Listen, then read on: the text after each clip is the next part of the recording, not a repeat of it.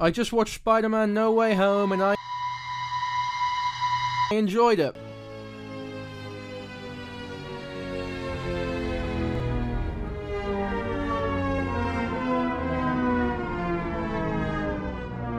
This review will contain spoilers, but considering how long this video has taken to make, I'm sure you've seen the movie by now. To start off with, I'm very pleased to say that the shot composition in this film wasn't anywhere near as boring as it was in the two previous. And that's not to say it was necessarily the most exciting, but there was a scene near the beginning where Peter, MJ, May, and Happy are coping with everyone surrounding the house that was shot in a fairly impressive singular take, which I definitely enjoyed because it's probably the first time I was looking at something interesting that wasn't an action scene, though it's a shame we didn't get a lot of it. The presentation's tendency to be bland gets bothersome as the movie progresses, however. Like, you literally have 3 Spider-Men talking to each other at the Statue of Liberty in one scene, which was a tight and nicely written interaction, but let down completely by its reversion to shot-reverse shot. Let's take this scene from Spider-Verse for example. It's very similar to the scene that I just mentioned in that it's just a couple of Spider-Men talking to each other, but notice how interestingly it's being shown to us. It's fully taking advantage of the fact that it's a Spider-Man film, but it's not too on the nose either. It's one of the best scenes in the film. 2 characters just talking is one of the best scenes from the film. In the Marvel movies, despite these characters having crazy powers, often being placed in beautiful scenery, the camera just insists on staying way too static and way too close. At least zoom out a tad so we can actually see the environments, please. It doesn't feel good at all watching Tobey Maguire being presented to us this stale, when 2 fucking decades ago,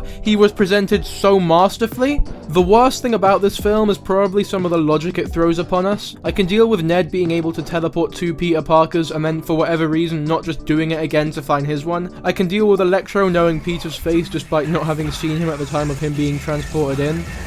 I can even deal with the melodramatic and sloppily written forceful death of May, a character who was tolerable at best and annoying at worst. What I can't deal with is a ridiculous ending that makes no sense whatsoever. The second you introduce concepts like time travel or multiverse into your script, it's pretty much impossible to remain completely consistent, but on top of the many plot conveniences nearing the film's climax, the actual resolution of everyone forgetting Peter is really fucking stupid. Can people not just look at previous news articles and discussions? Can Zendaya not just check her texts or calls with Peter Parker and figure out that there's something going on? And if you think that everyone forgetting Peter just means that he might as well not even have existed, then how is May still dead? How does Happy know Spider-Man but not who he is? Has he never even questioned it? It's really dumb. Speaking of dumb, Doctor Strange is a fucking moron in this film. The entire conflict is based upon Peter not understanding the rules of the initial spell. That's not quite how the spell works, and it's very difficult and dangerous to try and change it mid-casting.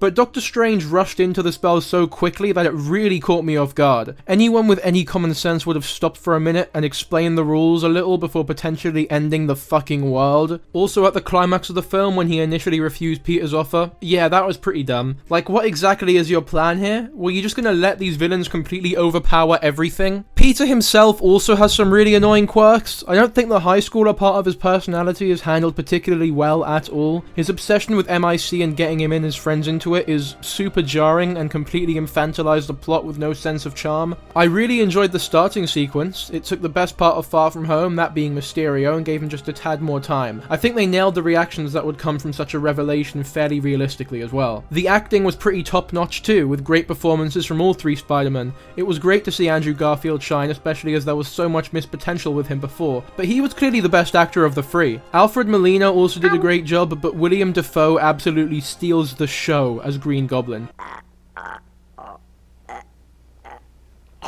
Him and Molina are just having so much fun and it's a joy to watch. Jacob Batalon is actually a shockingly enjoyable actor, and Ned is actually really funny in this film.